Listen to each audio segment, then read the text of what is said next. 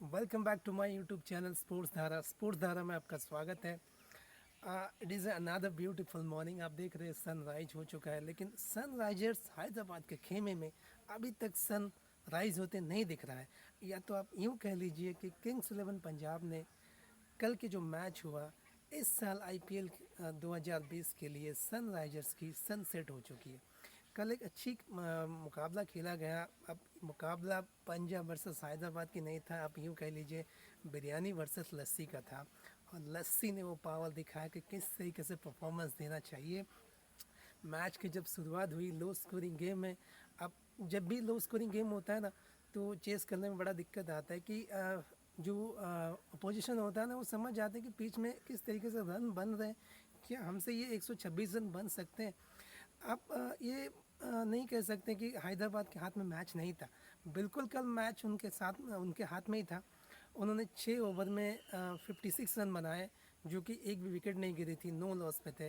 अब आखिर के कुछ ओवर उठा के देखें, 3-4 ओवर में उन्होंने विकेटें गंवाई। 19वां ओवर में उन्होंने सिर्फ 3 रन बनाए, जिसके लिए उनको आखिरी ओवर में 14 रन की दरकार पड़ गई, लेकिन वो कर नहीं पाए। लेकिन अब अगर बैटिंग की बात करें, जब आपकी 100 रन पे 3 विकेटें हो, तो आप क्या सोचेंगे कि यार मनीष पांडे, विजय शंकर जो पिछले मैच के हीरो थे, वो दोनों अभी भी क्रीज पे हैं। आप बिल्कुल खेमा ये नहीं सोच रहे हो कि हमें हार का सामना करना पड़ेगा, लेकिन उनको हार का सामना करना पड़ा। लेकिन ये जो क्रेडिट जाता है जो केएल राहुल की जो कैप्टेंसी है, उन्होंने किस तरीके से अप्रोच दिखाई है, यंगस्टर पे भरोसा जताया है। कल अर्शदीप सिंह ने देखा है कितनी अच्छी गेंदबाजी की, बैकअप लें तो वो अप कटर हल्का सा वो भी डालते हैं, तो कितनी अच्छी उन्होंने बॉलिंग भी की। साथ ही साथ आप क्रिस जॉर्डन का ना बोलें, लेकिन उन्होंने भी अच्छी बॉलिंग की थी। मतलब तकरीबन आईपीएल में उनके एक अच्छी पारी ये गिना जाएगा, जो उन्होंने 4 ओवर में 3 विकेटें निकाले। तो ये था किंग्स इलेवन पंजाब जिस तरीके से पहले बैटिंग की थी और इसके बाद बॉलिंग की। मैच का रिज़ल्ट आपके सामने था, आपने देखा किस तरीके से हैदराबाद ने अपने मैच को गंवा दिया। जब 100 रन पे 3 विकेटें, तो आप ये नहीं कह सकते वो यहाँ पे एक बड़ी चूक हो गई, या तो आप प्लेयर प्रेशर पे आ गए, इसके वजह से इस मैच को वो गंवा दिए। लेकिन यहाँ पे फिर राहुल ने क्या किया, यहाँ पे कैप्टनसी में अपनी बदलाव दिखाए उन्होंने। मोहम्मद शमी के ओवर ना उन्होंने पहले 10 से 12 ओवर के अंदर ख़त्म कर दिया। उनको डेथ ओवर के लिए रखा नहीं कि आखिर में इतना रन दरकार होगा तो शमी की ज़रूरत पड़ेगी, नहीं। उनको पता था कि जो T20 स्पेशलिस्ट क्रिस जॉर्डन हमारे पास अवेलेबल है, तो हम या तो शमी को ऊपर करवाते हैं। तो शामी की पहली स्पेल में तो विकेट नहीं आई थी, लेकिन दूसरी स्पेल जब उन्होंने स्टार्ट किया तो अब्दुल समद को उन्होंने आउट किया। तो फिर भी वहाँ तक भी मैच ठीक ठाक था। लेकिन अब पता नहीं किस तरीके से किंग्स मतलब सनराइजर्स हैदराबाद इस मैच को भुला नहीं पाएगी मेरे हिसाब से, क्योंकि अब ये उम्मीद लगाना ठीक नहीं होगा कि हैदराबाद आगे जाएगी। अब तो कोई चांस ही नहीं है। उन्होंने कल एक चांस था, अगर कल के मैच वो जीतते, हो सकता है, उम्मीद करते कि बाकी टीमों के परफॉर्मेंस के हिसाब से वो आगे जाने का रास्ता उनके पास होता, लेकिन वो हो नहीं पाए। Coming back to Punjab's batting, फिर भी कोलैप्स हो गई। आप ये कह सकते कि मयंक अग्रवाल टीम में नहीं थे। केएल राहुल ने अच्छी पारी खेल रहे थे बहुत सारे मैचेस में, लेकिन कल राशिद खान को अपना विकेट दे दी। और राशिद खान की एक गुगली थी जो कि बिल्कुल, अब गुगली कहाँ से, अमूमन गुगली क्या क्या करते हैं हम, ऑफ स्टंप या ऑफ स्टंप के बाहर से हम टर्न कराते हैं। लेकिन उन्होंने क्या किया, थोड़ी सी हमने कि ऑफ स्टंप या चौथी पांचवी स्टंप जो होती है ना, वहीं से गुगली टर्न कराते हैं। लेकिन उन्होंने कल क्या किया, बिल्कुल ऑफ स्टंप मिडिल के अंदर ही डाली गुगली को। शायद ये उनको लगा कि अगर ऑफ स्टंप मिडिल पे लग रहा है, गेंद आ रही है, तो केएल राहुल ने ये सोचा कि शायद ये लेग स्पिन होगी, लेकिन वो गुगली था। तो वही पिक करना गलत हुआ, लेकिन वो आपने विकेटें गंवा बैठे। लेकिन फिर जो इंग्लिश बॉस की बैटिंग इतनी चली नहीं, उन्होंने भी 20 गेंदों पे 20 रन बनाए। शॉट तो अच्छी लगाई थी, लेकिन डेविड वार्नर कैच मिस नहीं करते, उन्होंने उस कैच को लपक लिया। और साथ ही साथ आप मनदीप सिंह को खिलाए, उन्होंने कुछ हिट्स लगाए, लेकिन फिर भी अपनी विकेटें गंवा दिए। तो निकोलस पुरन की बदौलत टीम पहुंची 126 पर। तो उनकी बैटिंग में कई सारे सवाल है, क्या मयंक अग्रवाल वापस आएंगे। आने वाले मैचेस भी बड़ा क्रुशियल है कि किस तरीके से खेल दिखाएंगे। क्या इस किंग्स इलेवन पंजाब, मैंने आपको बताया था कि पंजाब आ सकती है, बिल्कुल आ सकती है, क्योंकि आप देखो टॉप 4 की जो टीम है ना, कल तो उन्होंने हैदराबाद को हराया, इससे पहले उन्होंने आरसीबी, मुंबई इंडियंस और दिल्ली कैपिटल्स को भी हरा के 10 पॉइंटों पे पहुंची है। अगर अगले 3 मैचेस वो कंटिन्यूसली जीतती है तो 16 अंक के साथ ज़रूर क्वालिफाई करेंगे। लेकिन इस आईपीएल में हमें ये भी देखा है कि हो सकता है पिछले आईपीएल की तरह कोई 12 पॉइंट या 14 पॉइंट में क्वालिफाई करे प्लेऑफ्स के लिए। लेकिन फिर उम्मीद ये लगानी पड़ेगी, अच्छी परफॉर्मेंस की ज़रूरत है। क्या वो दे पाएंगे? किंग्स इलेवन पंजाब के लिए भी परफॉर्मेंस की ज़रूरत है। जैसी जैसी पिचेस दुबई में मैच होती जा रही है तो पिचेस भी धीमा होती जा रही है, रन्स नहीं बन रहे हैं। हालांकि दुबई के अंदर थोड़ा रन्स बन रहे हैं, अभी शारजा में तो बिल्कुल ही रन्स नहीं बन रहा।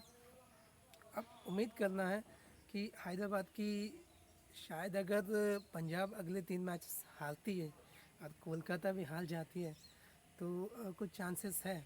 लेकिन अब सवाल ये होता है कि अब किंग्स इलेवन पंजाब की एक मैच कोलकाता के साथ भी है, तो वहीं पे आ जाती कि ये कोलकाता को हरा पाएगी, नहीं हरा पाएगी, ये तो जब मैच आएगा तो पता चलेगा। तो ये था मैच का परफॉर्मेंस। एंड में अच्छी जीत हुई, एक यंगस्टर की जीत हुई। आप कह सकते हैं कि क्रिस जॉर्डन को, मतलब ज़्यादा नहीं, 2-3 साल से वो क्रिकेट खेल रहे हैं, फिर भी अच्छी गेंदबाजी की, उन्होंने अपनी एक्सपीरियंस दिखाया वहाँ पे, किस तरीके से यॉर्कर पे यॉर्कर हिट करते गए। और सबसे बड़ी यंगस्टर हो सकती है किंग्स इलेवन पंजाब के लिए अर्शदीप सिंह, जो अच्छी गेंदबाजी की, अच्छी लेंथ पे गेंदबाजी की, अप कटर अच्छी तरीके से डाली, जिसके बदौलत उन्होंने किंग सनराइजर हैदराबाद को 126 भी नहीं बनाने दिए। तो ये था मैच का हाल, ये था कल का रात का मैच। जो अच्छी पारी, अच्छी टीम, उन्होंने मतलब अच्छी एक्सपीरियंस दिखाए, बैटिंग भी की, और उसके साथ 126 रन में हैदराबाद की इतनी एक्सपीरियंस ओपनर जॉनी बेस्टो और आपका डेविड वार्नर को, उनको रन्स बनाने नहीं दिए। डेविड वार्नर का रन्स लगे लेकिन वो जल्दी आउट हो गए। तो ये था कल का आपका पहला आखिरी मैच जो था। लेकिन उससे पहले एक मैच हुआ जो कल सैटरडे था, डबल हेडर था। उससे पहले जो मैच हुआ था कोलकाता का, देखिए अब कोलकाता, दिल्ली तो टॉप 3 में है, लेकिन शायद जब प्लेऑफ के पास आ जाती है टीम तो शायद उन्होंने या चेंजेस किए या वो प्रेशर सिचुएशन हैंडल नहीं कर पाते। जब प्लेऑफ सामने नज़दीक आता है तो टीम की परफॉर्मेंस बिगड़ती जा रही है, ये बड़ा सवाल है। कल देखो सबसे पहले तो जो नोटे का वापस उन्होंने टीम में आना, और उन्होंने आते ही 2 विकेटें भी निकाले। और जब कल देखो कोलकाता स्ट्रगल कर रही थी, अब 29 पे 3 विकेट होने के बावजूद 194 पारी बोर्ड पे लग जाए तो सवाल तो आता है कि आपके टॉप एक बल्ले, टॉप जो गेंदबाज हैं उन्होंने तो विकेटें निकाली हैं, लेकिन फिर भी आपने 194 बनाने दिए। नीतीश राणा की पारी और सुनील नारायण, जो टीम में वापसी हुई है, काफ़ी दिनों से चर्चे में थे कि उनकी बॉलिंग एक्शन, जो वो गेंद को छुपा के लेके आते थे, तो बॉलिंग एक्शन भी उनको क्लीन चिट मिल गई है कि वो एक्शन बिल्कुल लीगल है, वो गेंदबाजी कर सकते हैं। तो उसके बदौलत उनको टीम में शामिल किया गया। टीम में शामिल करते धमाकेदार परफॉर्मेंस, हालांकि इस बार उसको ओपनिंग नहीं भेजे, उनको इस बार उन्होंने मिडिल ऑर्डर पे भेज दिया। मिडिल ऑर्डर पे जैसे ही भेजते उन्होंने आते ही, जैसे 3 विकेटें गिरी, उनको कुछ फ़र्क नहीं पड़ता, वो अपनी गेम खेलते गए। अब मुझे थोड़ा सरप्राइज़ ये था कि जब आप, हर कप्तान का माइंडसेट, अभी हर एक कप्तान का माइंडसेट ये हो जाता है, अगर लेफ्ट हैंड बैट्समैन है ना तो उसको पहले ऑफ स्पिनर लगा दो, ऑफ स्पिनर लगाओ, चाहे विकेटें गिरे या रन आए कोई फ़र्क नहीं पड़ता, वो आउट हो जाएगा। लेकिन ऐसा नहीं हुआ।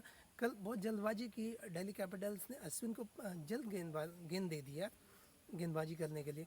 आपको पता है कि आप सुनील नारायण आ गए, अब रन्स बनेंगे, आप इनकम अश्विन की तरफ चले जाओ, लेकिन ये सही टेक्निक नहीं है। आप इतनी जल्दबाजी क्यों करते हैं? आपको इतना डर क्यों है? आप तो एक्सपीरियंस के साथ खेल रहे हो ना, तो आपको इतना डर क्यों है?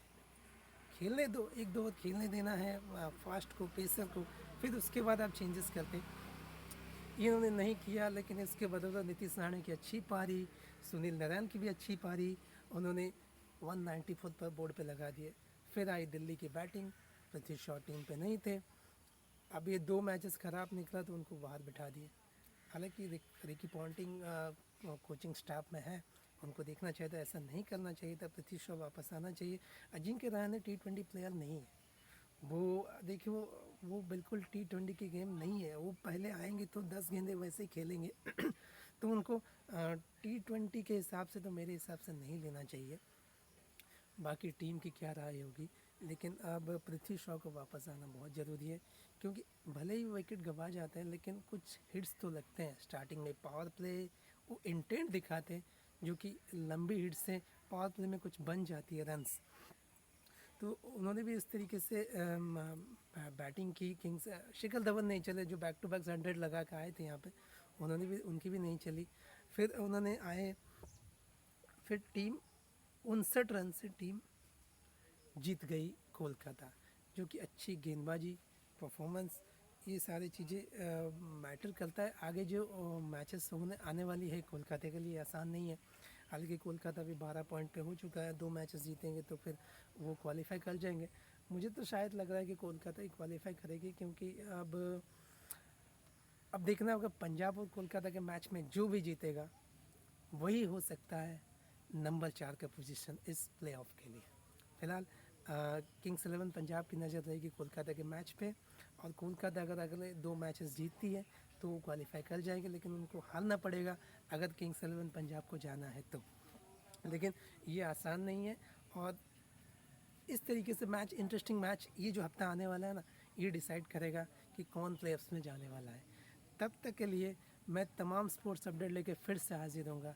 आप स्पोर्ट्स धारा को सब्सक्राइब कीजिए, नोटिफिकेशन घंटी को ज़रूर दबाइए, तो मैं फिर हाजिर होऊंगा। तब तक के लिए गुड बाय, नमस्कार, जय जगन्नाथ, थैंक्स फॉर वॉचिंग।